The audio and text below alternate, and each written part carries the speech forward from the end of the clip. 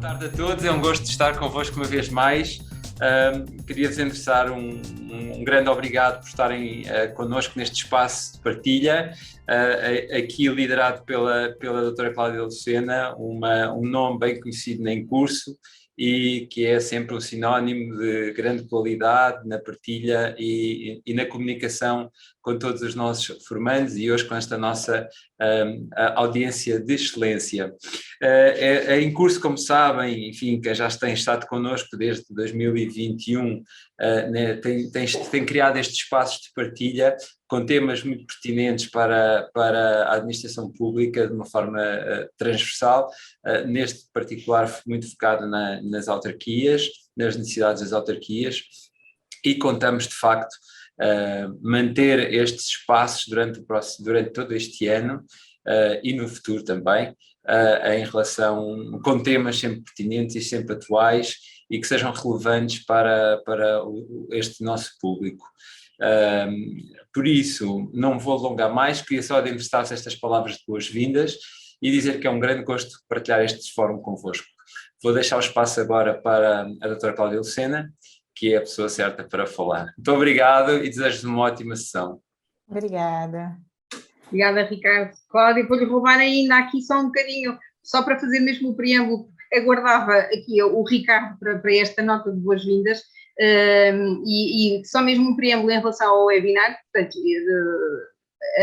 o objetivo desta sessão será que ela se constitua como um espaço de reflexão para as questões mais prementes e atuais em termos do regime jurídico do arrendamento urbano e as implicações próprias em matérias relacionadas com o direito do urbanismo. Portanto, o enfoque será sobretudo no atual quadro jurídico, e a doutora Cláudia Lucena, porquê? Para aqueles que connosco estão muitas vezes nas nossas salas de formação em matéria de direito, e particularmente direito do urbanismo, ela não é uma desconhecida, muito pelo contrário, é nossa formadora, não apenas nossa, mas é nossa formadora e é formadora em várias entidades na área do direito administrativo, direito do urbanismo e ordenamento do território. Antes de tudo isto, falo porque é licenciada em Direito, com mestrado em Direito Público na área da arbitragem, é especialista em Direito Administrativo e doutoranda da Universidade de Coimbra. É também consultora e formadora para agências ligadas às Nações Unidas e o Centro de Informação Europeia Jacques Delors. Antes de iniciarmos esta sessão, a doutora Cláudia deu-me também nota, sabe, às vezes era bom nós sabermos de onde estamos a falar, e hoje sei que ela me fala de Coimbra e, portanto, posiciona-vos também geograficamente. Portanto, temos aqui a nossa especialista em Coimbra, o nosso gestor em Lisboa, e eu estou aqui um bocadinho mais acima do Rio Douro, portanto, estou aqui localizada mais próximo do Porto. Portanto, temos aqui uma representatividade. Vocês estarão com certeza no Algarve, em Trás-os-Montes e nas ilhas. Portanto, em meu nome pessoal, mas sobretudo em nome da equipa em curso, passo a palavra à doutora Cláudia, agradecendo mais uma vez a disponibilidade e agradecendo-vos a todos a mobilização e o interesse que estas matérias vos trazem, mas sobretudo a confiança também que entregam em curso sempre que entram esta sala. Muito obrigada a todos e voltamos a ver-nos daqui a 1h30. Muito obrigada, Marisa.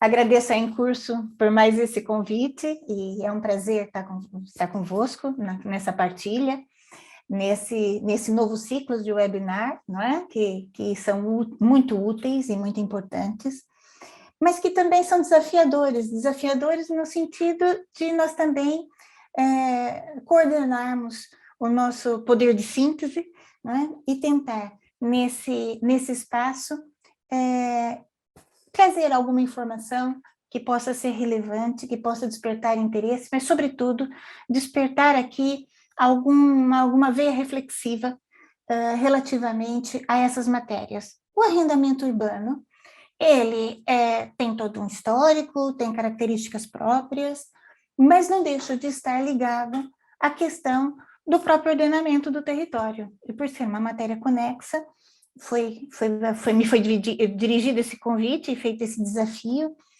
no sentido de falar um pouco sobre essa matéria. E a ideia, pelo menos da minha iniciativa, foi fazermos uma abordagem não do regime jurídico em si, no estudo da formação do contrato, requisitos, consequências no desenvolvimento desse contrato, vicissitudes e outras matérias que dizem respeito propriamente ao arrendamento, seja ele para fins habitacionais ou não, mas talvez o que tenha despertado mais interesse foi esse momento um pouco conturbado que nós temos vivido com a questão dessa crise de saúde pública, que, obviamente, nos lançou para esses contatos virtuais, o que não deixa de ser positivo, mas também teve e tem, uma vez que nós não podemos falar da pandemia no passado, não é? Um impacto muito grande nas nossas relações jurídicas. E o arrendamento urbano não fica de fora dessa situação e possui aqui uma característica muito própria, ou seja, o objeto desse contrato é um direito tutelado, muito sensível, socialmente sensível, poderíamos dizer, que é a questão do direito à habitação. E eu tenho aqui, fiz um guião, não é? Muito singelo, e espero que despretensioso, onde eu trago aqui alguns conceitos como ponto de partida. E nós vamos verificar que na atual redação do Código Civil, no seu artigo 1022, que faz parte, de onde faz parte o arrendamento urbano, o arrendamento urbano já esteve no Código Civil, já foi disciplinado em legislação autônoma, voltou ao Código Civil, e o próprio regime jurídico atual republica, não é, com as devidas alterações, as disposições do Código Civil aplicáveis ao arrendamento. E traz, ali no artigo 1022, que estava aqui a mencionar, a definição, não é? Ou seja, o que vem a ser esse contrato de arrendamento? No âmbito do direito contratual, quais são esses tais requisitos que nós poderíamos dizer até que tem uma tutela especial nessa relação jurídica entre senhorios e inquilinos? E que, obviamente, além desse contrato, quando nós falamos desses bens tutelados de uma forma especial, obviamente que não poderia deixar de mencionar a própria Constituição, né, onde, no seu artigo 62, reconhece o direito à propriedade privada, mas também, no seu artigo 65, quando vem falar da questão dos direitos sociais, vem reconhecer aqui um direito à habitação. Portanto, a questão do arrendamento, a propriedade privada e o direito à habitação estão aqui ligados de uma maneira muito forte e que o legislador vem disciplinando esse relacionamento. Muitas vezes, quando nós falamos com os arrendatários, se sentem desprotegidos, mas se falarmos com os proprietários, eles também se sentem desprotegidos pela lei, não é? E não quero aqui fazer apologia a nenhum dos lados, mas o legislador procura, e tem procurado ao longo de um breve histórico que nós vamos abordar aqui, trazer aqui algum tipo de proteção a esse arrendatário em razão do seu próprio direito de habitação.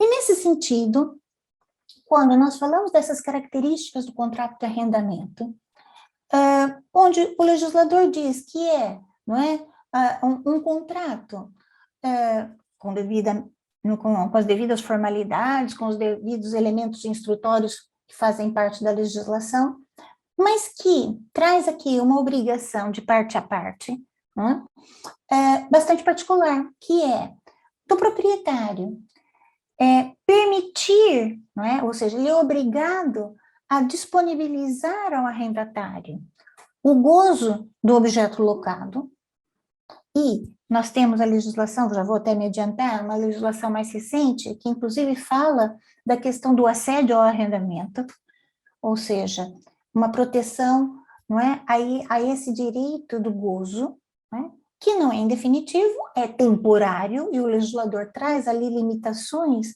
para os contratos de arrendamento, né,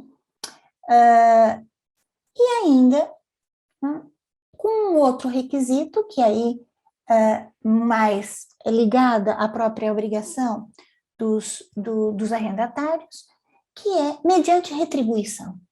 Ou seja, é um contrato onde é disponibilizado o uso de uma coisa, da coisa alocada, em troca de uma retribuição. Portanto, nesse sentido, o que nós verificamos é que, basicamente, esse contrato, ele vai obrigar ao proprietário, não é? Ao senhorio, a proporcionar o gozo da coisa alocada, e esse gozo da coisa alocada que nós estamos aqui a falar envolve não só a sua entrega, envolve também a sua conservação, que permita esse tal gozo pleno da coisa alocada, não é?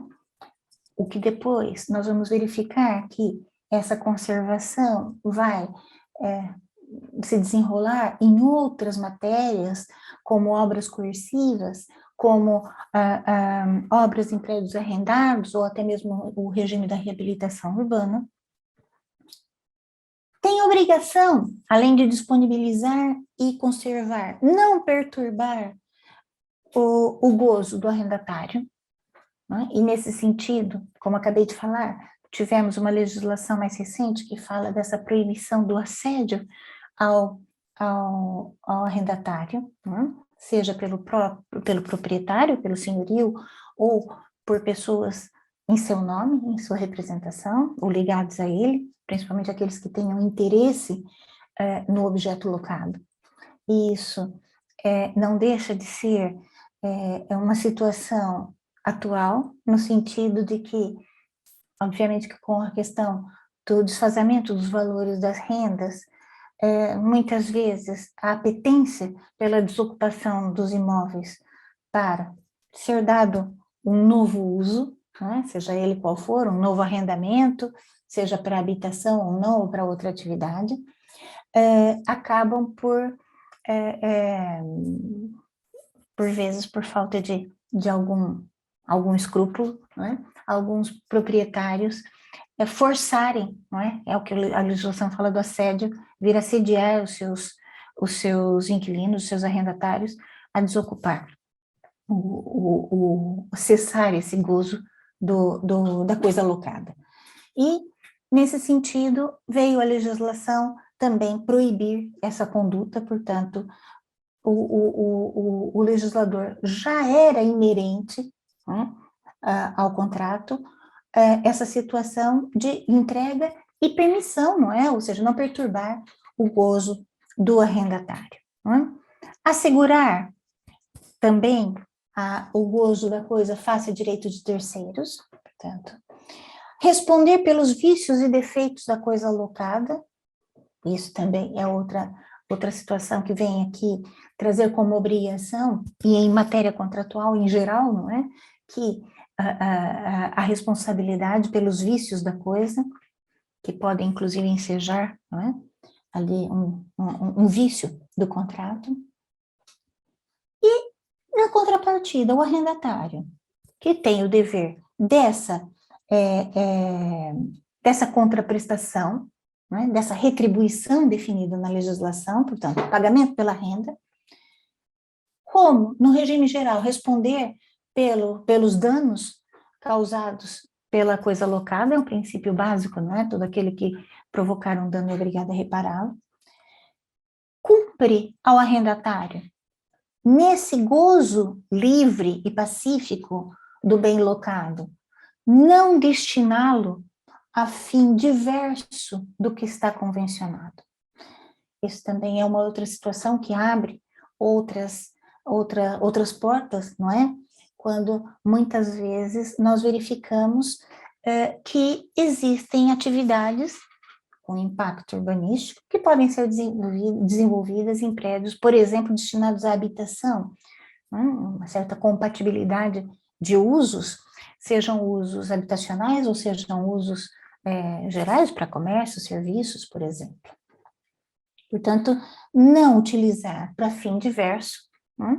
E ainda comunicar ao senhorio quaisquer ocorrências que venham, não é, ali interferir nessa base contratual. E, por fim, o dever, a obrigação do arrendatário na devolução do bem, uma vez que esse gozo da coisa alocada é temporário, né? E a devolução é uma obrigação, e a devolução nos termos, não é? Nas condições em que recebeu, excetuando, obviamente, aqueles desgastes, não é? Resultantes do uso ordinário e não uma deterioração dolosa ou culposa a que o arrendatário precise responder. Portanto, nós temos aqui essa relação bastante sensível. A matéria de arrendamento acaba sendo uma situação sensível, não só em matéria econômica, mas também em matéria social. Lembrando que cabe ao Estado, não é, desenvolver uma política de habitação.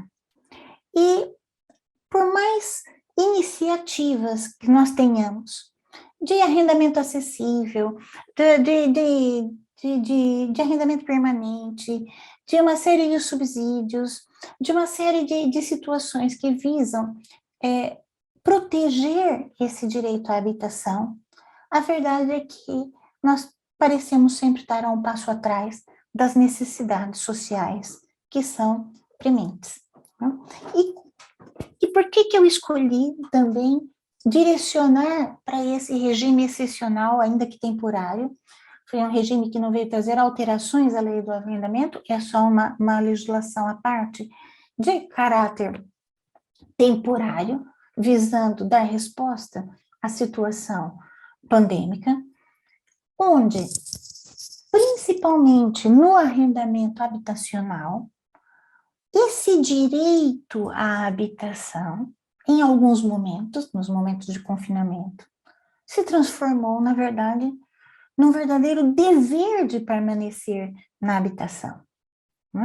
Habitação essa que depois tivemos uma série de situações, tinha não só essa finalidade sanitária, mas com as próprias atividades a ser desenvolvidas dentro do espaço habitacional, né? Muitas medidas foram tomadas, inclusive a proibição de corte de fornecimento de telecomunicações, energia elétrica, gás e etc. Portanto, tivemos aqui, ou seja, respostas excepcionais para situações excepcionais. E como é que nós fazemos, então, essa conjugação face aos contratos em curso ou contratos que tenham sido firmados na altura desse momento mais delicado? E nesse sentido, deixa eu só fazer aqui uma...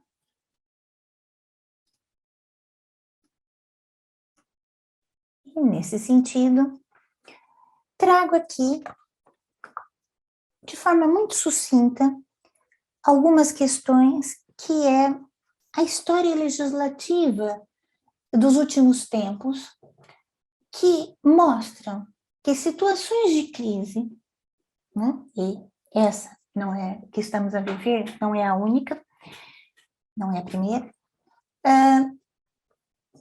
como que o mercado do arrendamento se comporta face a essas situações. Em regra, com o objetivo de proteger esse tal direito à habitação, a legislação acaba sendo adaptada de forma a uma proteção maior para garantir aquele direito ao gozo da coisa locada, ou seja, protegendo os próprios inquilinos. No caso da habitação, não é? O direito à habitação e, especificamente nessa situação de pandemia, também o apoio àquelas atividades econômicas que, por obrigatoriedade legal, precisaram encerrar as suas portas, não é? Encerrar a sua atividade, ainda que pudessem continuar as suas vendas online ou fornecer, no caso dos restaurantes, fornecer os seus produtos para fora. Obviamente que tiveram uma quebra enormíssima nas suas receitas e também foram objeto de um cuidado especial por parte do legislador. Né? Mas, nesse sentido, o que nós verificamos? Que, em momentos de crise, em regra, as alterações legislativas ou as medidas excepcionais e temporárias, que são aqui o nosso caso, demonstra que são impostas medidas, né?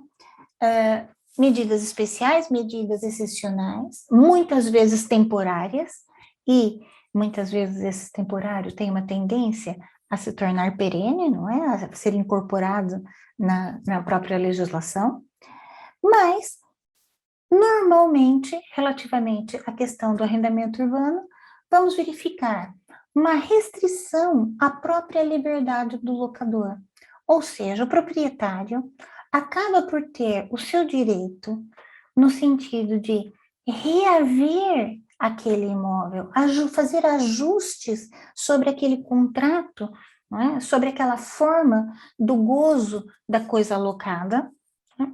Muito mais restritos, né? Para quê?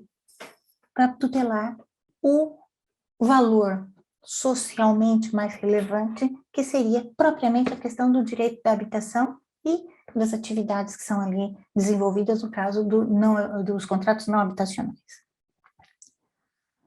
E nós verificamos que atualmente, não é? Tivemos aqui um regime que ainda produz frutos, começou em 2020, mas ainda produz frutos em 2022, no sentido de medidas que venham, então, restringir os direitos do locador, do senhorio, para extinguir os contratos, não é? Medidas que, inclusive, estiveram suspensas temporariamente, agora essa disposição já não está em vigor, mas onde estiveram suspensas as possibilidades de reaver o locado, não é? Ou seja, os proprietários não conseguiam mover ações de despejo e não conseguiam reaver o bem locado, não é? Bem como também com restrição relativa a arrendamento, ao valor das rendas, não é? No caso aqui dos arrendamentos. Ou seja, nós já vínhamos de uma legislação muito mais paternalista relativamente à atualização das rendas, que, por sinal, não é esse ano que muitas das rendas serão atualizadas, o regime de transição das rendas anteriores a 1990 foi remetido a partir do ano que vem, e o ano que vem veremos o que vai acontecer, né? Mas, nesse sentido, seriam os dois mecanismos mais contundentes que são adotados no momento de crise, né? Ou seja, sempre restringindo essa liberdade do locador, seja para extinguir o contrato, seja para reaver o imóvel locado e seja em termos de atualização de rendas. E essa situação, só por uma questão de, aqui, um breve apontamento, um apontamento histórico, nós verificamos que foi assim no início do século XX, com a crise econômica e social que resultou, seja dos reflexos da Primeira Guerra, seja da pandemia da gripe pneumônica, onde as medidas legislativas visando proteger esse bem jurídico, não é, do direito à habitação, também houve uma imposição de renovação dos contratos de arrendamento, ou seja, impedindo que eles cessassem, e que o proprietário viesse reaver o locado, e também proibindo o aumento das rendas. E mais, ainda obrigando, veja, é uma situação que já tem mais de um século, mas que continua atual, obrigando a darem arrendamento os prédios devolutos. Ora, os prédios devolutos também é um outro problema que nós temos atualmente, não é?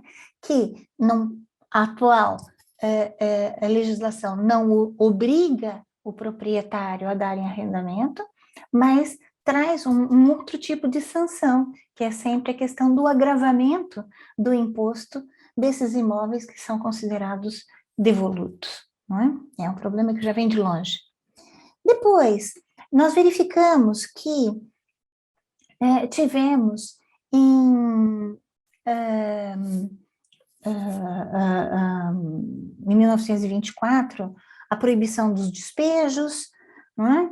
E as rendas passavam por critérios legais muito apertados para ser atualizados, e surge a partir de então uma expressão que é muito utilizada em termos de arrendamento, que é o chamado vinculismo dos contratos de arrendamento, não é? Que seria aquela, embora seja um contrato de reciprocidade, não é? A disposição da coisa alocada mediante retribuição.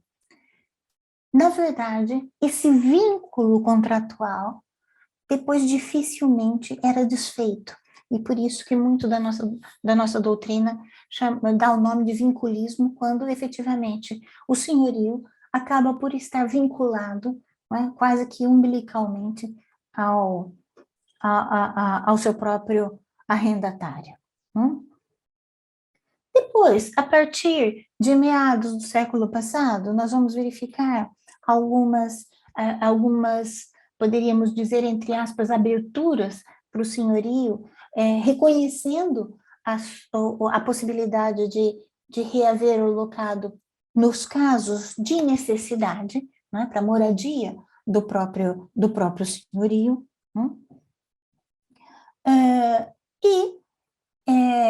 entre outras matérias, já agora mais, né, dando alguns saltos de décadas no tempo, em 1966, o regime do arrendamento urbano passa a integrar o Código Civil, né?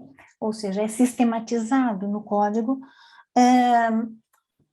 sob a justificativa de termos uma maior estabilidade nessa matéria e deixar que a matéria fosse regulada em diplomas avulsos. Né?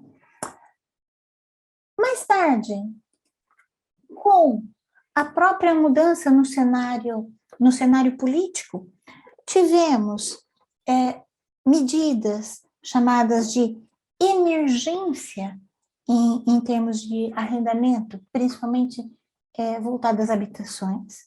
Né? Tivemos não só uma mudança política, mas também o próprio retorno dos portugueses das ex-colônias, né? E nesse sentido também volta à tona aquela tal obrigatoriedade de arrendamento dos prédios devolutos, né? Desde que eles não estivessem destinados à venda ou à habitação do próprio senhorio, havia uma obrigatoriedade de quê? Em razão da nossa conhecida lei da oferta e da procura, né, colocar mais imóveis no mercado de arrendamento, né, devido à procura que tinha. Inclusive, com uma medida que hoje seria impensável, né, onde obrigava a celebração de contrato de arrendamento no caso do imóvel já estar ocupado, né? Ou seja, simplesmente formalizar uma situação de uma ocupação ilegal, ou seja, o proprietário acabava por ser obrigado a celebrar contratos de arrendamento em imóveis que estavam ilegalmente ocupados. E isso nos mostra que, mesmo sendo reflexos de uma situação de crise, né, muitas dessas medidas em regra, protetoras do arrendatário, em razão do tal bem jurídico, não é? Principalmente quando nós falamos do arrendamento para fins habitacionais, acabam por permanecer, não é? Dentro do regime, né? Às vezes de forma expressa, às vezes alguns resquícios dessas medidas dentro do ordenamento jurídico. Após essa situação, tivemos aqui uma alteração bastante significativa relativamente à matéria, com a lei do arrendamento de 1990, né, que perdurou, né, também por uma década e meia, quando ela vem ser publicada a nova lei do arrendamento, que é a base para o nosso trabalho até hoje, né, que é de 2006, mas com uma série de alterações sucessivas, e vinha acompanhada de 6 diplomas que davam execução a essa legislação. Só um detalhe.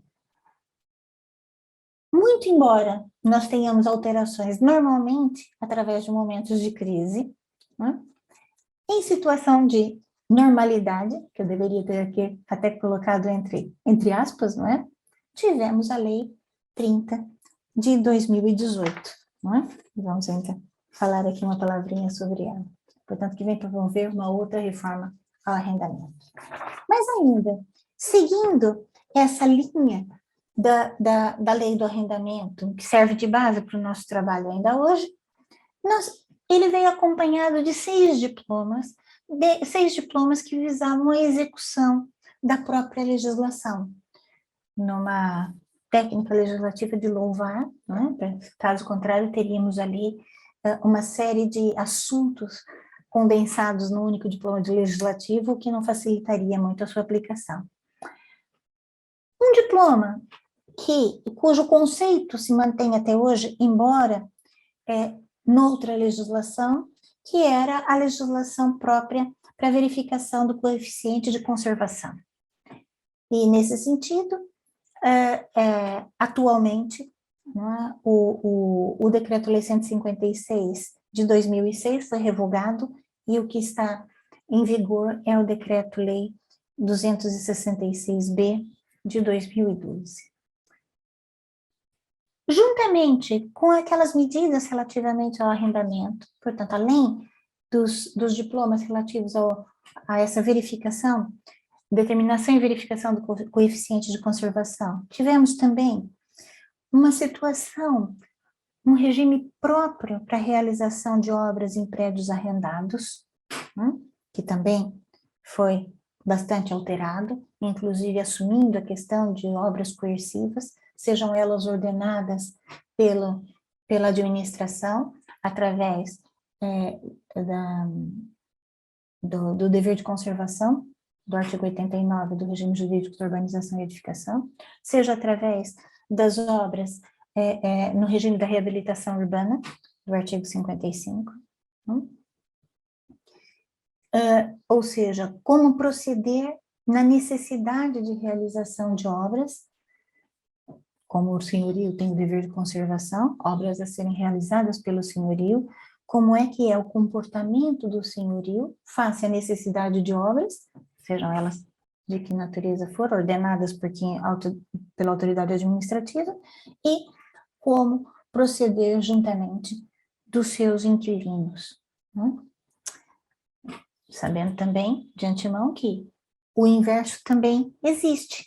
Nós tivemos aqui, talvez a última alteração que tivemos na legislação, a possibilidade do próprio inquilino, né, do próprio arrendatário, se substituir ao proprietário no caso dessas obras necessárias, né, e com o correspondente movimento de injunção para receber as quantias dispendidas. É importante dizer que quando nós falamos dessas obras, são obras profundas, obras que visam a manutenção do edificado, principalmente nas suas características de segurança e salubridade. Muitos autores colocam aquela disposição, não é uma mera pintura de paredes e nem uma mera substituição de louças de casa de banho, não é? Vai muito além disso, não são operações ditas cosméticas.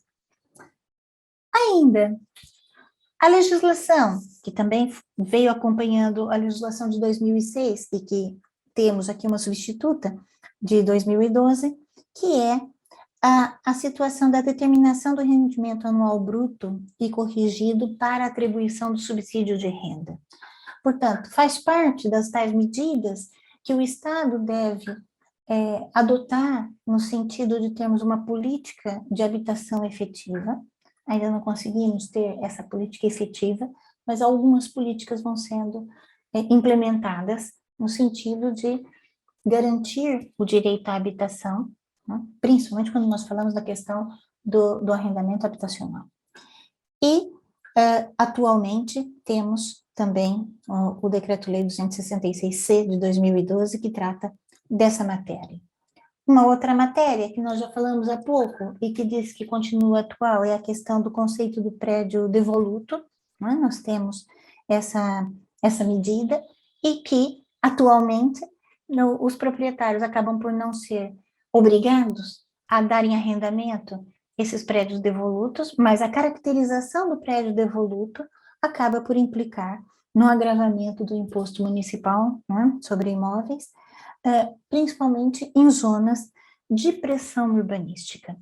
Ou seja, a ideia também que vem subjacente às normas próprias de ordenamento do território, de que a situação de destinarmos, seja o solo, seja o edificado, à especulação imobiliária, não é? Fugindo ao seu uso social, também vem aqui coibida dentro dessa disposição, não é? E temos ali aqueles critérios que são definidos pela legislação para caracterização do prédio devoluto. Ainda, verificamos que temos, não são contos de arrendamento, são contratos de arrendamento, né? Temos aqui alguns critérios, alguns requisitos para esses contratos, e também em 2006 são criadas as comissões arbitrais municipais, atualmente revogadas, não é? Apesar de termos ali um mecanismo para aferição dos tais níveis de conservação, não é? Do edificado, que muitas vezes passam pela comissão de vistoria pré-definida pela Câmara, ou outras entidades que o legislador também prevê em termos de legislação. Muito bem, com essas medidas, não é? Com essas medidas, que, com o passar dos anos, revelaram-se insuficientes para dar resposta ao mercado do arrendamento, e tendo em conta, mais uma vez, uma situação de crise, não é? Onde nós verificamos que em 2007 começa uma grande crise financeira, não é? Que nós fomos particularmente atingidos, e houve não só a necessidade de uma reforma na legislação que regula o arrendamento urbano, mas tendo em conta também, e aí isso é motivo de desenvolvermos melhor, oportunamente, que é o próprio mecanismo para tentar combater a questão da falta de habitação. Nós tínhamos, isso também corresponde ao nosso período econômico, uma facilidade muito grande em termos de financiamento para a compra de imóveis novos, para compra e para nova construção. não é? O financiamento fácil também foi aqui um fator que, obviamente, colaborou para a nossa situação nacional se tornar ainda pior dentro de um cenário econômico bastante delicado, não é? Com a crise dos mercados. Portanto, na altura, verifica-se que, por volta ali de 2007, 2008, o próprio crédito à habitação representava, não é, uma fatia muito significativa da dívida externa portuguesa, não é? Enquanto, em contrapartida, o percentual de imóveis arrendados era um dos mais baixos da Europa. Isso também é consequência não só da nossa mentalidade, é verdade, quer dizer, aquele sonho da aquisição da casa própria, que é muito, não é? Está aqui muito enraizado na nossa cultura, mas também, em consequência, das próprias políticas urbanísticas que foram adotadas ao longo dos tempos. Nós passamos muito tempo num urbanismo de expansão, ou seja, de crescimento dos nossos centros urbanos, né? Ou seja, muita construção nova na periferia, com os tais financiamentos, né? E um certo abandono dos nossos centros urbanos. Eu não falo só de centros históricos, falo de centros urbanos. O que, obviamente, depois tivemos as consequências, não é? Dos edificados que ficaram por conservar e uma série de outras medidas, onde passa a ser adotado um novo comportamento, que é o chamado urbanismo de contenção. A própria professora Fernanda Paula Oliveira tem um artigo que fala da questão da mudança desse paradigma de um urbanismo de expansão para um urbanismo de contenção. E nesse sentido, me permitam só fazer um breve parênteses, a própria lei de bases, né, veio apontar nesse sentido em 2014, onde a ideia é esgotarmos o nosso solo urbano, né, e cuidar mais e melhor daquilo que nós temos, ao invés de construir o novo. Né? Isso também é um outro capítulo que é muito fácil nós dispersarmos por aí. Mas a verdade é que esse contexto, né, que tem vários elementos, acabam por, de alguma forma, se a legislação de 2006 relativamente ao arrendamento urbano já não se mostrava suficiente para dar resposta às necessidades, seja dos senhorios, seja dos arrendatários, a crise também agravou essa situação. E, em 2011, somos ali objeto de um resgate econômico, não é? Onde Portugal sofre, não é, ali uma intervenção do Fundo Monetário Internacional, da Comissão Europeia e do Banco Central Europeu, a nossa famosa Troika, que, dentre vários compromissos assumidos pelo governo português, no sentido, obviamente, de receber os apoios necessários para tentar alavancar a economia, um desses pontos, os vários pontos, foi justamente a reforma da legislação relativa ao arrendamento urbano. Né? Portanto, nesse sentido, tivemos ali uma implicação da revisão da Lei número 6 de 2006, trazendo um novo regime do arrendamento urbano, ou seja, a revisão já do novo regime do arrendamento urbano, né? E que traz aqui, muito rapidamente, como objeto, não é, alterar um regime próprio da locação, né, permitindo uma maior liberdade das partes na estipulação das regras relativas à duração dos contratos de arrendamento. Né? Ou seja, não só relativamente à sua duração, mas se nós tentarmos puxar um pouquinho pela memória, nós vamos verificar que esse regime de uma maior flexibilização, de uma maior liberdade, também veio atingir o regime de atualização das rendas. E nós tivemos, muitas vezes, uma situação que, depois, na letra da lei, tá melhor expressa essa situação, mas uma situação de acordo mais ou menos assim, o proprietário queria fazer a atualização das rendas, fazia uma proposta ao inquilino, o arrendatário poderia aceitar ou não, ou poderia apresentar uma contraproposta, passando por um regime transitório, mas podendo também esse regime transacionar, ou seja, acordar na finalização desse arrendamento, né, ao prazo de 5 anos. Se nós fizermos as contas, e aqui peço licença mais uma vez para fazer um outro parênteses, muitas vezes nós chamamos aqui o alojamento local como o vilão dessas questões todas relativas ao arrendamento.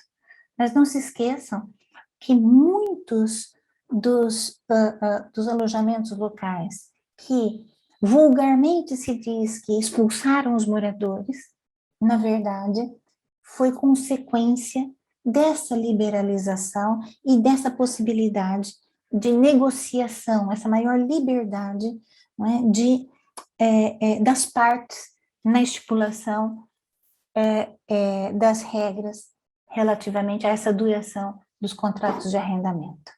Né? Portanto, coincidência ou não, surgiu quando esses 5 anos estavam em curso ou ao final desse período, onde muitos arrendatários optaram por desocupar o locado, veio a legislação relativa ao alojamento local e foi a tempestade perfeita, não é? Ou seja, se aproveitou de muitos imóveis que estavam sendo colocados no mercado.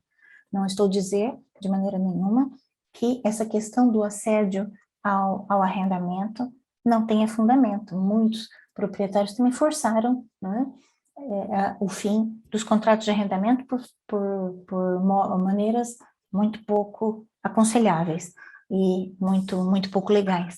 Mas a verdade é que essa abertura para essa maior liberdade, né, que foi aqui impulsionada, muitas pessoas se referem à Lei 31 de 2012 como a Lei Cristas, não é? Porque foi na altura, era a ministra que estava na altura quando a lei foi aprovada. Né? Portanto, seja essas regras relativas, não é, à duração dos contratos, seja no próprio regime transitório ainda, que viesse para o novo regime com essa negociação de rendas, né? Criando também, em razão também desse compromisso firmado com a Troika, né? Um procedimento especial de despejo, né? Ou seja, facilitando, ou seja, agilizando também a colocação de mais imóveis no mercado do arrendamento. Obviamente que nós estamos aqui a falar de medidas com um cariz predominantemente econômico. Né? Essas medidas, obviamente, que de social tem muito poucas, mas nós estávamos a falar de uma intervenção dos nossos credores, não é? Com matérias a fim de flexibilizar certas relações que tinham ali uma proteção especial. Isso, como sabem, também aconteceu em outras áreas, e também não vou abrir outro parênteses para esse assunto, porque temos aqui ainda algumas coisas a dizer. Portanto, nesse sentido, tivemos aqui como base, então, agora, a alteração prevista, que a Lei 31 de 2012 veio operar no novo regime do arrendamento urbano de 2016, E aqui, muito rapidamente, não é?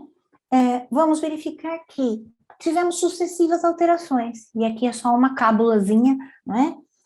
No sentido da Lei 79 de 2014, que, na verdade, acabou por fazer uma contrarreforma, ou seja, recuou em muitas daquelas matérias em termos de liberdade contratual, que, obviamente, pode ser louvada pelos senhorios, mas, obviamente, que os arrendatários se sentiram bastante fragilizados por essas medidas aqui de maior liberdade, não é? Porque esse tipo de relação, a balança nem sempre está muito bem equilibrada.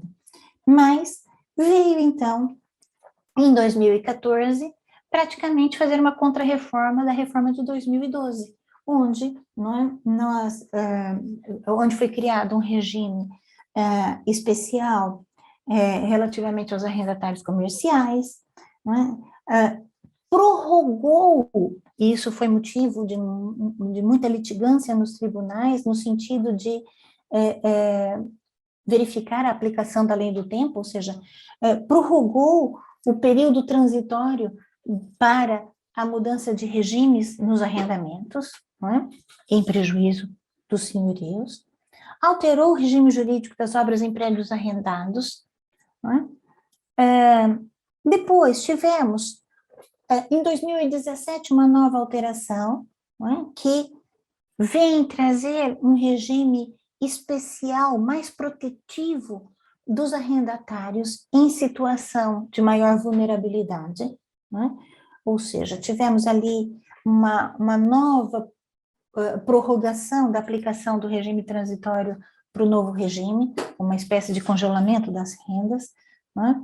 Um regime mais protetivo daqueles inquilinos com carência econômica, ou com maiores de 65 anos, ou incapacidade superior a 60%, né? E também outras empresas que o legislador trazia a expressão de objeto de proteção especial. Depois nós vamos verificar que temos ali aquelas situações do próprio regime jurídico que vem classificar as lojas com história, que vem justamente de encontro a essa proteção, né? Vem também disciplinar, alguns autores entendem com maior restrição, outros não, para denúncia do contrato para a realização de obras, né? Ou seja, eu prefiro dizer que não houve uma restrição, houve uma regulação maior nesse sentido, né? Em 2017, com a Lei 42 de 2017, tivemos, então, esse regime de proteção, né, desses estabelecimentos das empresas e entidades objeto de proteção especial, que são as lojas históricas, não é? O regime próprio de como se faz essa classificação, né? Trazendo também situações muito especiais, que envolvem também o município na situação dessa classificação. Outros autores chamam lojas históricas, outros falam lojas com história, né? Onde os prazos contratuais são prorrogados, é excluída a denúncia para obras, mas também, caso seja efetivamente necessário a sua conservação, o próprio regime todo do realojamento, que envolve as câmaras municipais, uma vez que foram elas que vieram aqui valorizar, a ideia também era valorizar o nosso comércio tradicional, né? A situação também está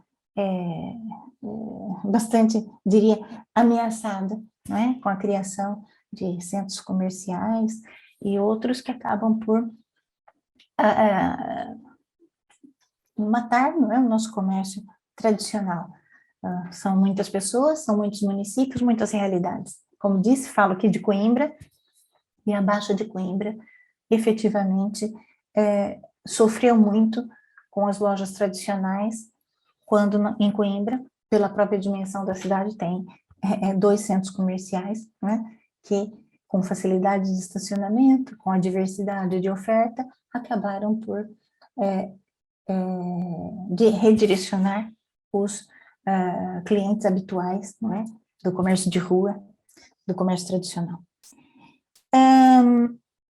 Ainda tivemos um regime que esse efetivamente foi temporário para as pessoas idosas ou com deficiência que já tinham sido previstas em 2017, mas com a própria suspensão das denúncias e oposições por parte dos senhorios da renovação dos contratos, bem como também um congelamento das ações de despejo, né, face a esses arrendatários.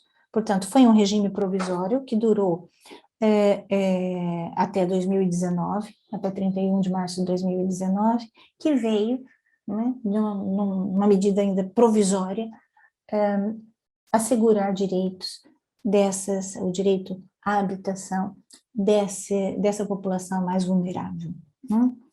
E, em 2018, tivemos também, e aí são aquelas situações que muitas vezes esse regime mais protecionista dos arrendatários, que muitas vezes vem, não é, com resquícios dos nossos momentos de crise, que carecem de uma intervenção mais pontual.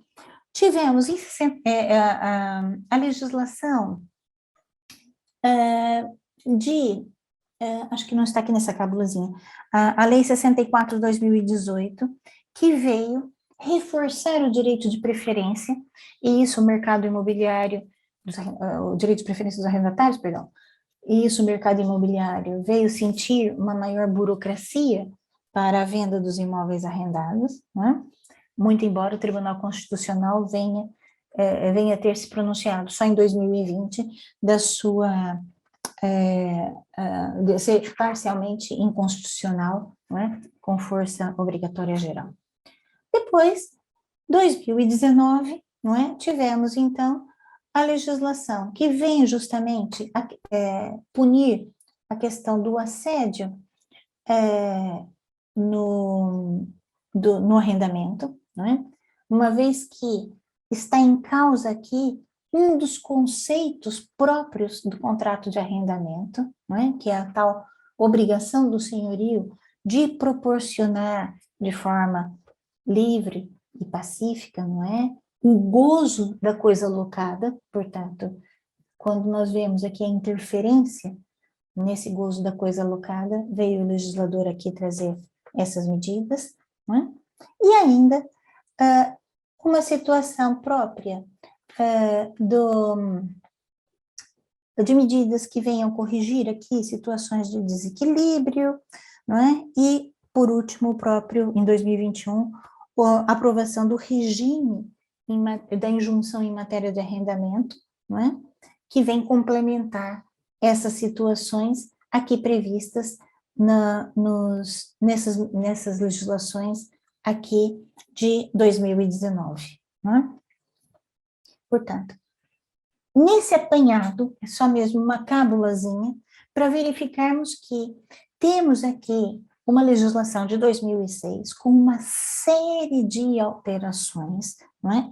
Que vieram aqui impor sobre o regime jurídico do arrendamento. Não é?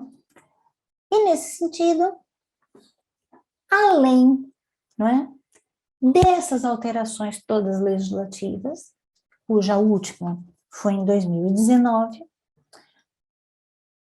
com a situação de emergência sanitária, com as novidades que foram, não é? Muitas vezes diziam que o governo estava aqui a navegar à vista. A necessidade de, nos mais diversos campos, adotar medidas excepcionais para uma situação efetivamente excepcionais. Né? Portanto, o que essas medidas excepcionais refletiram no arrendamento urbano?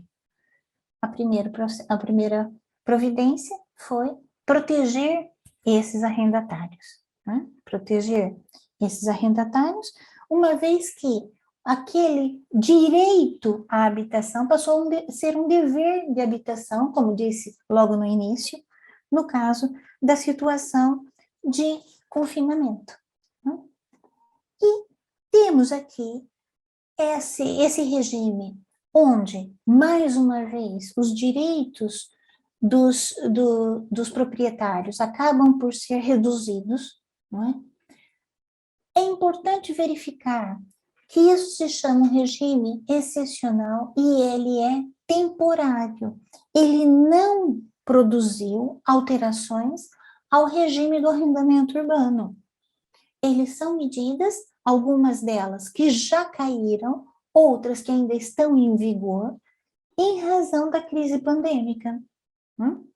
Portanto, nesse sentido, o legislador veio, então, trazer aqui um regime, seja da legislação, da lei número 1A de 2020, que traz ali uma série de elementos para uma série de campos de aplicação, mas aqui, necessariamente, com a suspensão, seja dos despejos e outros procedimentos que tenham como finalidade a restituição da coisa locada, e ampliando também a um regime excepcional de proteção dos arrendatários, com a possibilidade de fracionamento em determinadas situações, do pagamento das rendas devidas.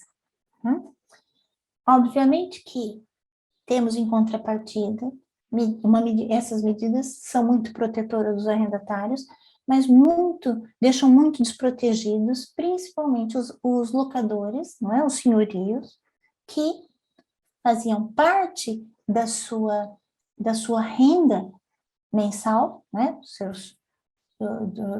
Da sua despesa mensal, o recebimento dessas rendas que o legislador flexibilizou. Né? Durante algum tempo, esteve em vigor uma disposição legal permitindo, inclusive, que os proprietários pudessem obter empréstimos junto ao Instituto da Habitação e Reabilitação Urbana. Atualmente, essa disposição está só para os senhorios, para o arrendamento não habitacional, e não é a fundo perdido, é um empréstimo a juros reduzidos, né? Portanto, os proprietários acabam por ficar um pouco desamparados para amparar esse direito, principalmente o direito à habitação e também o apoio, não é, ao comércio, que também se ressentiu imenso com a obrigatoriedade legal de ter portas fechadas.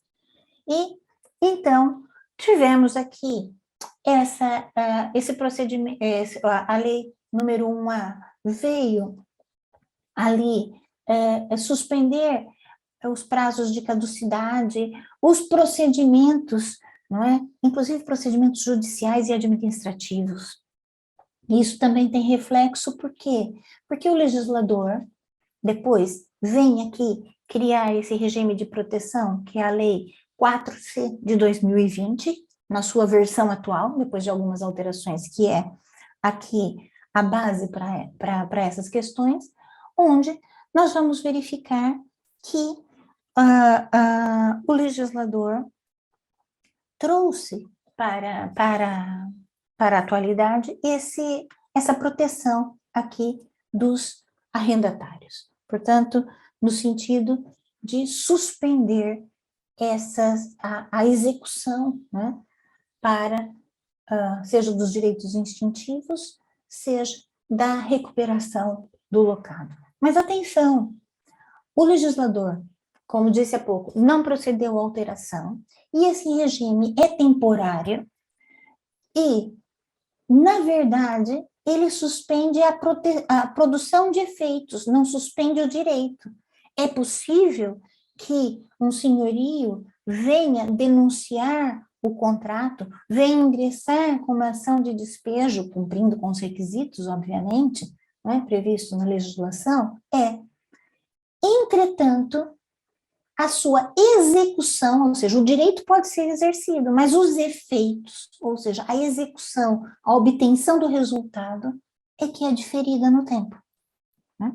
E nesse sentido, o legislador veio aqui trazer esse regime especial relativamente ao pagamento das rendas, ou seja, no artigo 4º, que vem aqui trazer, então, essa situação de critérios próprios para essa moratória, no regime habitacional e no regime não habitacional, sendo certo que a regra acaba por ser a mesma, ou seja, o proprietário, o senhorio não está impedido do exercício do direito, mas esse direito só vai ser concretizado depois de passada essas normas transitórias. Ou seja, ele pode pedir ação de despejo, mas para reaver o locado, só depois.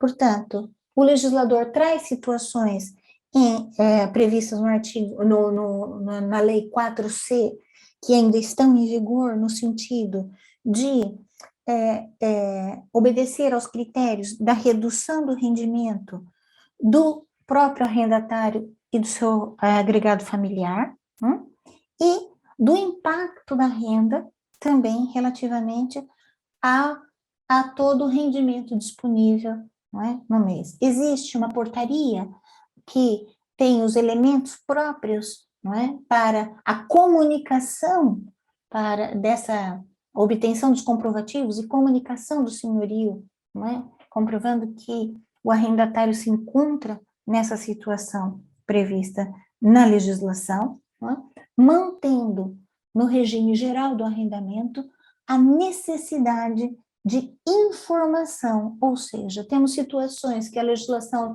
prevê 5 dias antes do vencimento da renda, outras situações de 20 dias antes do vencimento da renda, que aquele arrendatário, seja ele para fins habitacionais ou não, deve comunicar ao proprietário, ao senhorio, não é, que pretende, não é, e que reúne condições para gozar dessa moratória, não é, dessa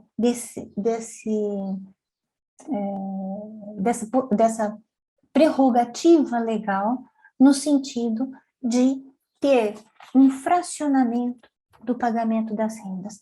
A mesma situação, na mesma legislação, também está prevista para aquelas situações dos empréstimos bancários, não é? Que também foram abrangidos por um regime semelhante dessa moratória, e depois o pagamento ser feito em duodécimos, sendo que posteriormente, para os contratos não habitacionais, houve a possibilidade de partilhar em 24 parcelas, não é? Esses valores das rendas a pagamento, né? Sendo certo que o valor desse parcelamento deve ser pago de acordo com o acordo feito com o senhorio, deve ser pago juntamente com as rendas vincendas, não é? Podendo, eventualmente, o seu não pagamento ou o seu atraso caracterizar falta de pagamento e poder, eventualmente, ser objeto, não é, de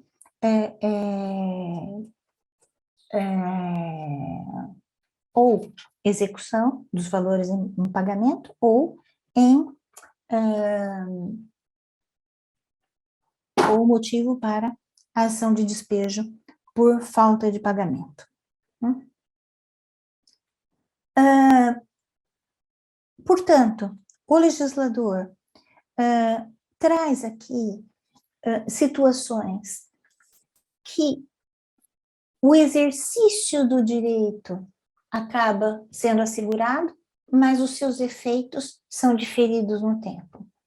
Mas, ainda que nesse regime jurídico especial, né, excepcional e temporário, O legislador traz aqui situações onde esses direitos instintivos não estão abrangidos pelo regime especial. E nós vamos verificar que esses direitos instintivos, quando são de iniciativa do arrendatário. Portanto, se o arrendatário pretende opor-se à renovação do contrato, ou pretende denunciar o contrato, ou entregar o imóvel locado em razão da caducidade do término do seu contrato, ele pode fazê-lo livremente, porque a proteção está do seu lado. Portanto, nesse caso, não é? O legislador traz ali a proteção especial do próprio locatário, né? Onde, nesse caso, a legislação permite que ele venha denunciar esse contrato e terminar essa relação da questão do arrendamento.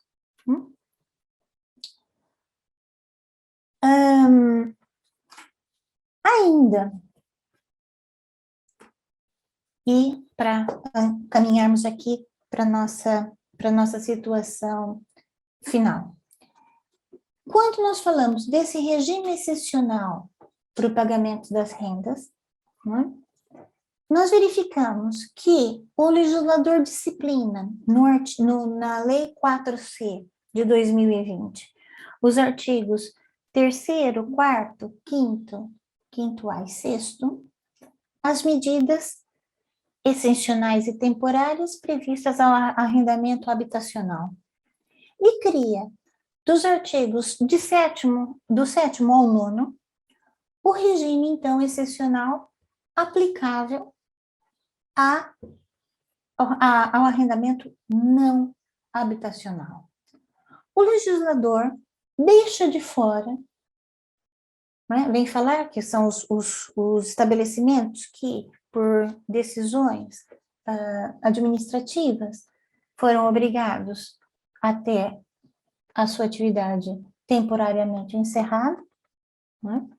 Obviamente não sendo caso de extinção do contrato, essa não utilização da coisa locada, né? Porque estamos num regime excepcional, não é por vontade do locatário não habitacional,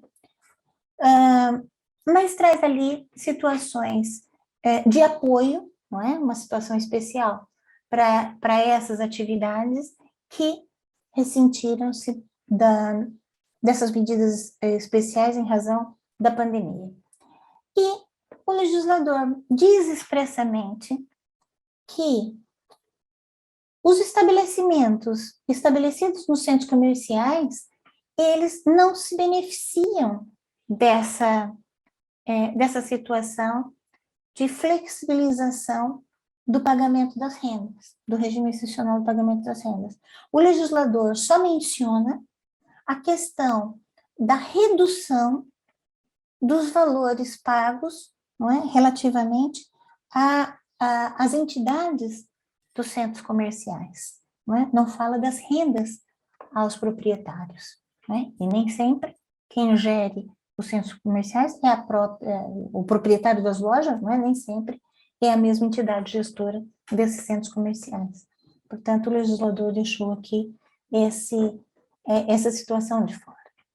E também permite, veio também uma alteração posterior em 2020, principalmente pela Lei 45 de 2020, que, embora esse regime excepcional seja possível, e inclusive permitindo, sendo a Lei 45 de 2020 mais favorável ao arrendatário não habitacional, permite que essa moratória, ou seja, esse regime excepcional de pagamento das rendas de forma parcelada, que começou em 12 vezes e depois foi transformado em 24 vezes, seja negociada pelas partes. Permite ali um ajuste entre as partes contratuais, no sentido da manutenção desse contrato e pagamento de rendas relativamente àquele período em que houve uma quebra significativa no rendimento dessas entidades comerciais. Né? Portanto, o legislador traz aqui também esse dever de comunicação, né? E a possibilidade desse acordo feito pelas partes, ser negociado pelas partes, esse pagamento, seja em duodécimos, seja em 24 meses. Bem como, não é? Traz a situação da possibilidade do exercício de direitos instintivos, aí sem maiores aplicações de multas ou outras penalidades para a extinção do contrato, né? Embora os motivos, né, para a denúncia do arrendamento seja no caráter de caráter habitacional ou não, sejam diferentes, os motivos para a denúncia sejam diferentes, né? A aplicação do regime excepcional, ou seja, em relação à produção dos efeitos dessa denúncia e consequente entrega do bem locado, né, são idênticas, ou seja, essa obrigatoriedade da entrega será feita só num momento diferido, não é? Agora já cessou essa suspensão das ações de despejo, mas ainda temos aqui um regime bastante restrito para essa recuperação do locado pelo senhorio. E isso, obviamente, o tempo é muito curto para muitos assuntos. Eu trago aqui duas observações finais. Né? A primeira delas, que em razão desses tempos de maior incerteza, né? Onde nós somos a todo tempo surpreendidos pelas mudanças que acontecem, não é? Nos diversos pontos do mundo que nos atingem diretamente.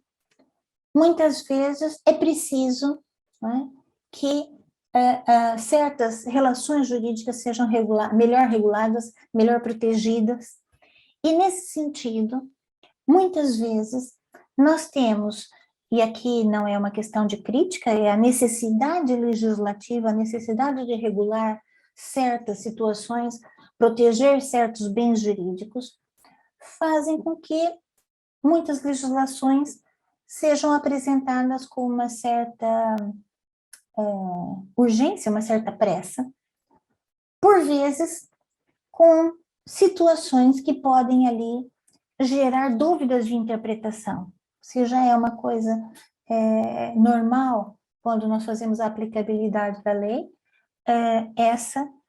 quando uma lei vem assim tentar socorrer uma situação mais urgente, essa situação também pode acontecer surgindo dúvidas de interpretação. E nesse sentido, nada mais atual do que o que está previsto relativamente à interpretação da legislação no Código Civil, né? Que é importante que, no momento de dúvidas desse conteúdo legislativo, dessa aplicabilidade da legislação, que seja considerado, acima de tudo, as circunstâncias em que a legislação foi elaborada e as condições específicas do tempo em que ela é aplicada. Né? E essa situação, relativamente à crise pandêmica, que de urgência foi necessário proteger esse tal direito de habitação, que não deu tempo para maiores reflexões, era uma medida urgente. Né? E quando eu falo do tal direito à habitação, não falo isso no sentido pejorativo, falo que é um direito constitucionalmente protegido e que depende de políticas efetivas e que vão sendo, pouco a pouco, desenvolvidas. As próprias câmaras têm agora a situação dos primeiros direitos, tem a prerrogativa do arrendamento forçado, né? Mas que talvez não sejam ainda suficientes para dar a proteção necessária para esse direito à habitação. E muitas vezes, para ele ser garantido, vem com o tal sacrifício da propriedade privada, remetendo ao primeiro diapositivo que apresentei, né, que também é constitucionalmente garantido e que na hora de colocar na balança, não é, o direito à propriedade privada e o direito à habitação, essa questão social acaba por pesar mais e carecer de uma maior proteção. Portanto, na dúvida, é preciso interpretar aqui a forma como o legislador elabora esse tipo de disposições legislativas, também a velocidade que elas foram alteradas de acordo com o desenvolvimento da crise sanitária, né? E lembrar que nós continuamos num momento muito instável, seja em termos de saúde pública, vamos retomando uma certa normalidade, mas nunca sabemos como é que vai ser isso. Posteriormente, temos aqui uma questão a nível internacional, não é? De um cenário de guerra que tem afetado a nossa economia grandemente, né? Portanto, e o mercado do arrendamento não fica indiferente a essas situações todas, né? Portanto, nesse sentido, veremos como é que vai ser a aplicabilidade, uma vez que nem a atualização das rendas celebradas ao abrigo da legislação de 1990 nós conseguimos fazer devidamente essa transição, e já estamos em 2022, e isso, obviamente, pesa para senhorios, pesa para arrendatários. E uma última consideração. Se quiserem, depois eu posso mandar para em curso e disponibilizar essa cábulazinha, não tem nada assim de transcendente. Temos aqui umas indicações de leitura, a maior parte delas são encontradas online, e provavelmente devem ter visto na comunicação social, começando do último para o primeiro, um estudo da Fundação Francisco Manuel dos Santos, que foi apresentada justamente esse levantamento relativo ao mercado imobiliário em Portugal, e que, obviamente, mostra um cenário muito interessante, com estatísticas credíveis relativamente ao mercado do imobiliário, e, obviamente, nos dá ali algumas noções do reflexo no mercado do próprio arrendamento. Existe um texto, embora com alguma legislação desatualizada, porque é de 2020, que é da professora Maria Olinda Garcia, e que está online também aqui com o link na revista Julgar. Existe um livro, também digital, relativo a esses impactos do Covid, das questões do direito, não é? O Covid-19 e o direito, que é uma coletânea de artigos, e existe um artigo do professor Menezes Leitão, que também está disponível, né? Essa revista está disponível online, que fala também dessa questão própria da lei do arrendamento e do mesmo autor, não é? Esse não se encontra e-books, não é? Mas é pago. A própria legislação, o próprio comentário, a legislação, o comentário do arrendamento urbano, do professor Menezes Cordeiro, não é? Também é publicado pela Livraria Almedina, que também é de 2020, e óbvio que do fechamento da edição até agora algumas coisas mudaram, mas que dá uma boa base para essas questões desse regime relativamente ao regime geral e ao regime excepcional e temporário. E com isso, termino aqui essa intervenção, espero não ter me perdido muito, e agradeço, não é, a presença de todos aqui, a paciência em me ouvir, de dedicar nessa sexta-feira 2 horas do vosso tempo, 1h30 do vosso tempo, para estar aqui conosco nessa conversa. E passo a palavra para a Marisa, para ver se temos aqui algumas questões para discussão. E deixo o meu muito obrigado e espero, muito sinceramente, poder discutir não só essas questões, mas outras relativas ao arrendamento urbano, convosco num futuro próximo. Muito obrigada.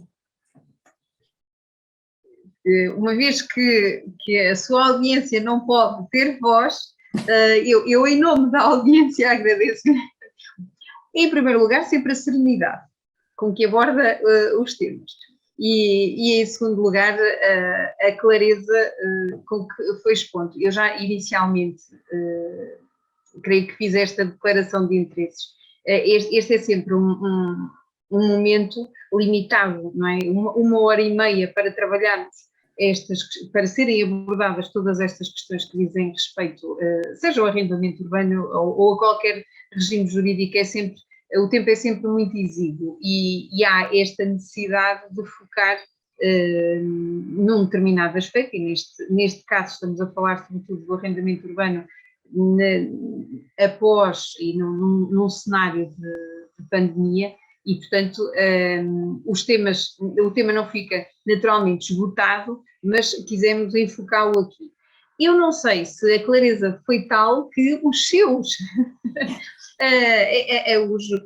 aqueles que nos assistem, não colocaram questões, ou estavam tão elevados no tema que acabaram por não colocar questões aqui no bate-papo. Temos ainda a oportunidade, caso queiram, podem ainda colocar aqui as vossas questões. Eu entretanto, Cláudia, se calhar lanço-lhe aqui, enquanto vamos todos pensando nas dúvidas que existem dentro dos vossos cenários, não é? Dos vossos cenários geográficos e regionais, se calhar lançava-lhe aqui uma primeira questão. Temos aqui uma questão, Marisa. Temos? Ai, que eu perdi. Onde? No bate-papo. Eu não consigo, só se foi para si. Aqui no geral... É? Ah, tá. Não, então foi para mim, pera lá. Mas se quiser neste momento dar-lhe a resposta, portanto, espera aí, não, isto é uma mensagem direta que chega aqui para o Formacão, e vem do Miguel Domingos. Obrigada pela sua questão, Miguel. A dúvida que surge esta semana, portanto, esta é quente, não é? É assim mais imediato. Um contrato de arrendamento não habitacional celebrado em agosto de 81, duração de 1 ano, renovável automaticamente por iguais e sucessivos períodos, podendo ser rescindido no prazo de até 90 dias antes do seu termo. O contrato ainda se encontra vigente na presente data. Então, como é que se pode fazer cessar o contrato com a maior brevidade possível? Esta é a primeira questão, Cláudia. A segunda é se o contrato é vinculístico. A terceira é se pode fazê-lo cessar cumprindo o tal prazo prévio de 90 dias antes do término. Aqui a questão, se me permite, Marisa, eu sei que tem mais coisas ali para baixo, ainda não consegui ler tudo, mas essa situação, Miguel, eu acho que vai depender muito do fundamento para as razões extintivas desse contrato de arrendamento, não é? Tendo em vista que ele é de 81, obviamente que existe esse certo vinculismo, não é? E que nesse momento, embora as ações de despejo não estejam suspensas, não é? Esse exercício acaba sendo muito mais protetor desses arrendatários, principalmente se nós tratarmos, por exemplo, dessas lojas que são declaradas com interesse histórico, ou desses contratos mais antigos, se o exercício da atividade houve perdas de rendimentos que eventualmente possam permitir que os valores das rendas, eventualmente em atraso, possam não ser motivo de despejo por falta de pagamento, mas incluído nesse prazo para parcelamento de rendas, né? Portanto, veja essa situação direitinho, qual é o motivo que se pretende encerrar, não é? Extinguir o contrato. Eu não coloquei no diapositivo, mas posso colocar aqui o meu e-mail, falar e escrever ao Nós, mesmo tempo. entretanto, a talho de foice, esta apresentação será depois disponibilizada aos participantes, enviada para os e-mails que registaram, portanto, se quiser, Cláudia, depois, entretanto, Pronto. completa Sim. e já poderão articular consigo. Pois. Portanto, é uma questão de discutirmos assim, o fundamento para essa extinção, não é? Provavelmente a ideia é que as rendas já estão muito desatualizadas, mas isso não é motivo de extinção do contrato. Uhum. A realização de uma reparação Andréia ou benfeitoria, opa, pulou aqui. Foi para cima. É. Mas consegue encontrar, então, a realização de uma reparação ou benfeitoria sem relevância urbanística é um direito sem mais do arrendatário ou pressupõe uma comunicação ou mesmo autorização do senhorio? Esta é a questão, ela, entretanto, subiu. A realização de obras, aí vamos verificar que tipo que são essas reparações, não é? Se são urgentes, se não são urgentes. Se são só benfeitorias, não é? É preciso a concordância do senhorio e, eventualmente, se não houver disposição em contrário, essas benfeitorias incorporam ao imóvel, não sendo objeto da injunção, ou seja, de receber do senhorio os valores expendidos com essa benfeitoria, não é? Porque a benfeitoria é diferente das obras urgentes. Agora, a reparação, muitas vezes, pode ser uma situação urgente, não é? E se o senhorio não tomar devida providência, pode o inquilino tomar, e se for urgente, sequer necessita desse consentimento, basta a inércia do proprietário, né?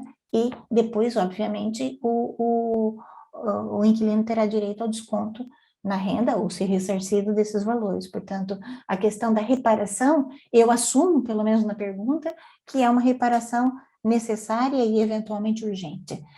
A questão da benfeitoria, não é? É só um melhoramento do bem locado, não é? E que muitas vezes não são necessários, melhoram o conforto, mas não são necessários, e aí, além da autorização do senhorio, ele pode eventualmente não ser obrigado, ele pode simplesmente permitir que faça, sem as expensas do próprio arrendatário. Uma outra questão, Cláudia, que nos é colocada aqui pela Maria Isabel Simeão, de Cuba, olá Cuba, como é que pode conciliar-se o vinculismo do contrato de arrendamento com o disposto no artigo 1025 do CC, que diz que a locação não pode celebrar-se por mais de 30 anos, quando estipulada por tempo superior, ou o contrato perpétuo considera-se reduzido àquele limite? Não, a questão desse vinculismo, quer dizer, não significa que não exista possibilidade de findar, invocar causas de extinção do contrato. E, nesse caso, existe a questão da caducidade, quando termina o período estipulado para locação, nós temos a caducidade, não é? Portanto, nesse sentido, o legislador, quando fala da questão de não ter um contrato perpétuo, é justamente para esse vínculo que já é extenso, não é? Que não fique ainda maior. E, nesse caso, é sempre possível invocar os casos de caducidade do contrato, né? E, obviamente, não renovar, porque se o proprietário permanecer, obviamente, calado e não se manifestar por mais de um ano, considera-se renovado o contrato, não é? E nesse caso, não. Nos casos do arrendamento, normalmente realizados com o termo certo, e caso não seja com o termo certo, o legislador dá esse limite, ocorre a extinção pela caducidade, e a caducidade ali opera e não é necessário, não é, nenhuma manifestação de vontade, nem do arrendatário, nem do senhorio, porque simplesmente é o término do contrato, é o prazo final. Aí, a partir daí, as movimentações para a entrega do locado, seja por um ou por outro, para que não venha caracterizar, não é, aquela continuidade do contrato. Né? Olha, uma outra questão, que está a ver, vejo aí para... Do impacto da lei de bases da habitação nos contratos de arrendamento cujos inquilinos vivem em más condições de habitabilidade. Qual o papel do IRU e do papel dos municípios? Essa questão da lei de bases, não é? Na verdade, a lei de bases não deixa de ser uma certa carta de intenções, não é? Com guias, como o próprio nome diz, com as bases gerais da política da habitação. Para já, o que se verifica é aquelas condições, a Câmara, obviamente, no seu âmbito urbanístico, e não estou falando do âmbito habitacional, no âmbito urbanístico, tem o dever de zelar pelas boas condições de segurança e salubridade das edificações. Através daí, já temos aquela própria situação das obras nos prédios arrendados, das obras coercivas, ordenadas pela própria Câmara Municipal. Não é? O papel do Instituto de Habitação e Reabilitação Urbana está mais no âmbito dessa questão aqui, desse regime especial que nós nos cingimos, na questão do apoio à questão das rendas, mas tem o seu papel no sentido da valorização, não é? Dessas más condições, principalmente quando nós falamos questões de salubridade, não é? E segurança, no sentido daquelas várias matérias que podem ali servir de apoio a essa questão da habitação, seja a questão das rendas subsidiadas, né? Tudo isso vai para as mãos do IRU. Relativamente aos municípios, existe não só as suas competências urbanísticas, existe no âmbito também da aplicação desde 2018 do primeiro direito, e existe agora com essa transferência de competências também na área da habitação, não é? Matérias que são entregues às câmaras municipais, não é? No sentido de fazer essa conciliação para tal habitação digna, não é? Que a Constituição prevê para as populações.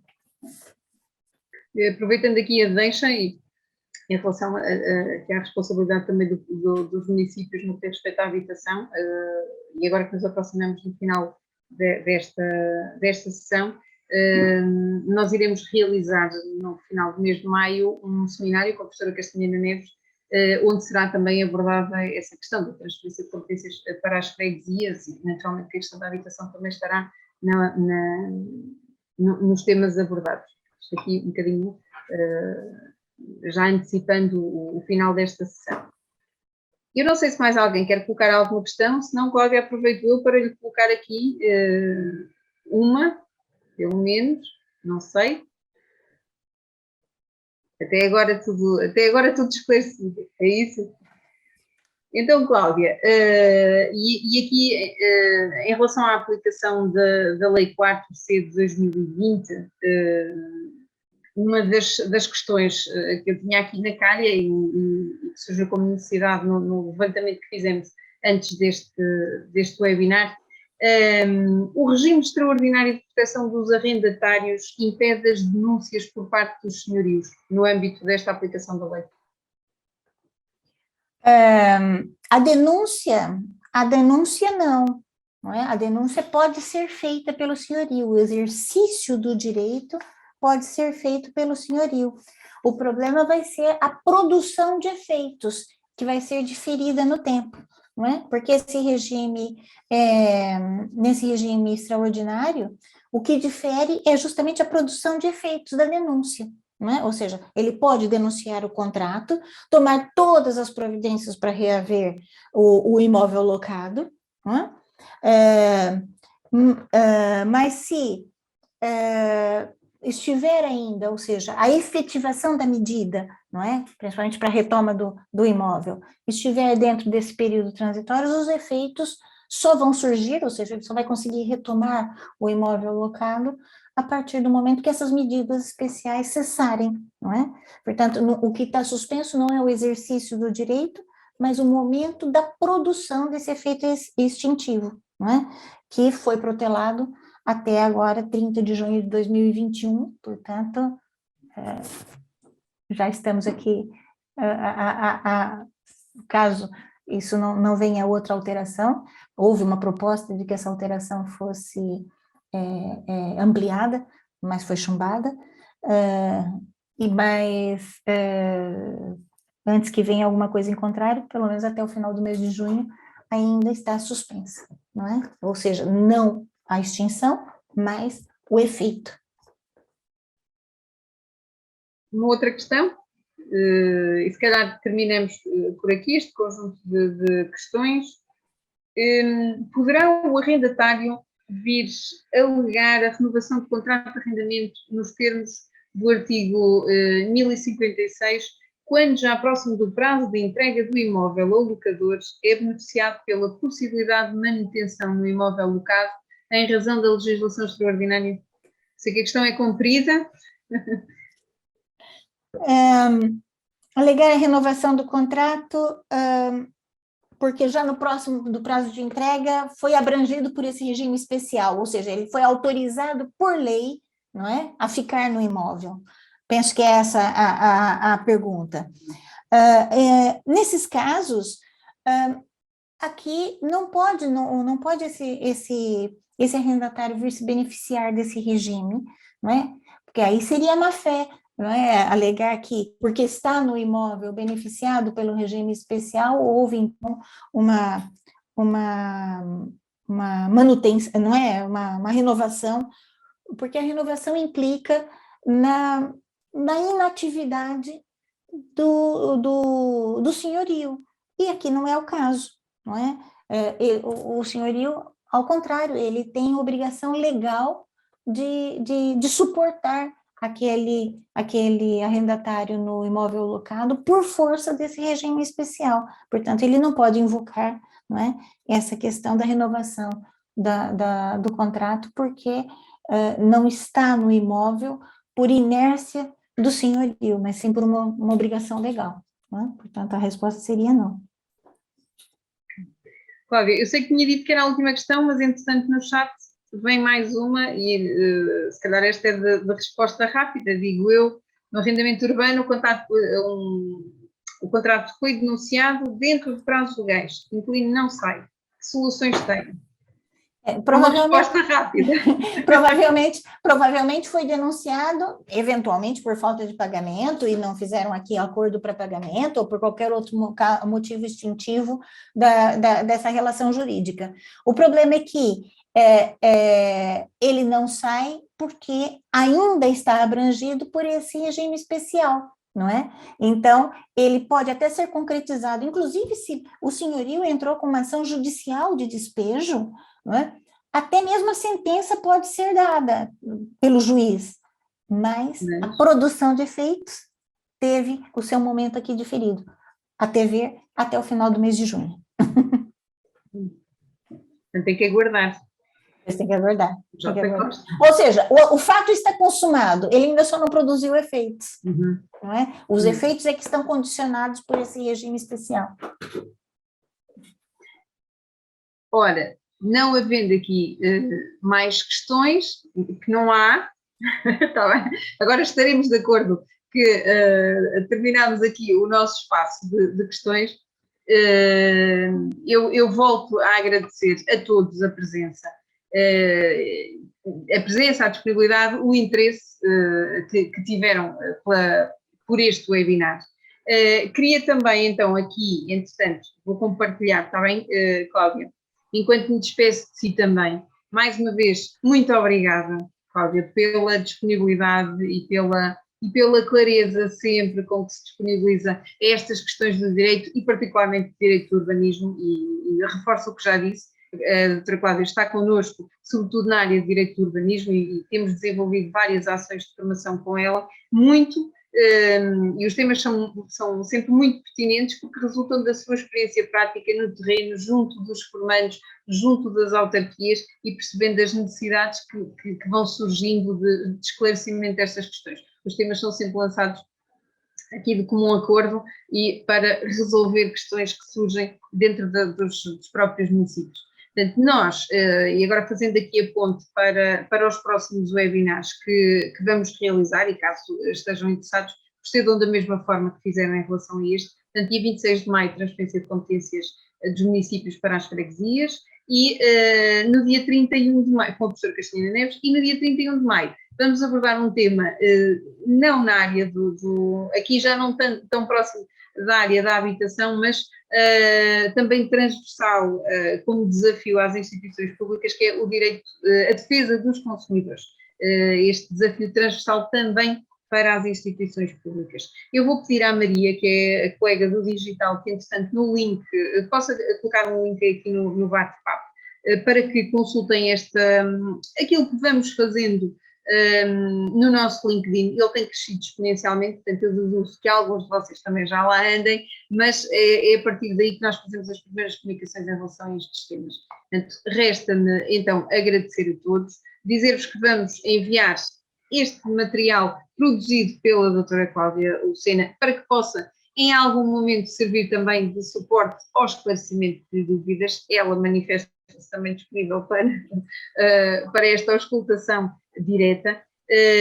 Eu, da minha parte, e na qualidade de responsável pedagógica, estarei sempre aqui a ombrear com ela para que a forma como abordamos estas questões vá mesmo ao encontro da vossa necessidade e vá, sobretudo, servir como uma ferramenta para um melhor serviço público, que é aquilo que nos serve a todos.